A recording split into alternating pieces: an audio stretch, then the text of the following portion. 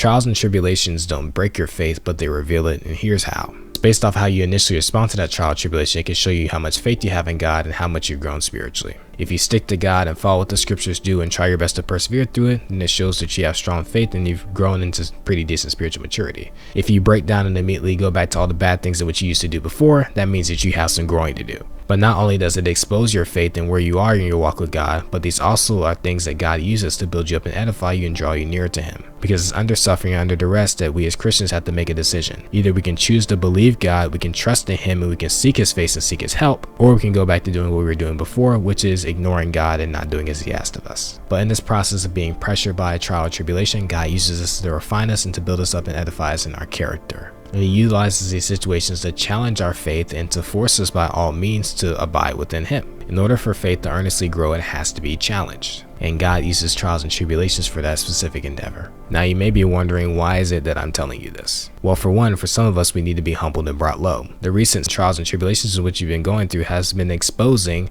how little faith you have in God. And I want to let you know that God is using your trials and tribulations to expose the fact that you have little faith and you need to grow in your faith. But on the other hand, for some of you, I want to encourage you, letting you know that God uses trials and tribulations to build you up and edify you. And that the pain that you're going through is not being wasted, but it's something that God uses to build up your character and to draw you nearer to Him. And lastly, I give this to you to encourage you to not be discouraged during your trials and tribulations, knowing that it's something that's used to grow your faith and also something that's used to build you up and edify you in your relationship with God. And lastly, I use this simply just to educate you about trials and tribulations, because oftentimes we wonder, why do we go through suffering? Why do we go through trials and tribulations? Well, here's a few reasons why. So I hope that all this gave you a few things to think about and brought you some clarity. If you want more content like this, just go and drop a sub or a follow. And if you want to hear more teachings from me that outside of short form content, I want to recommend you join my Bible classes every single Thursday, 8 o'clock p.m. Eastern on Google Meets.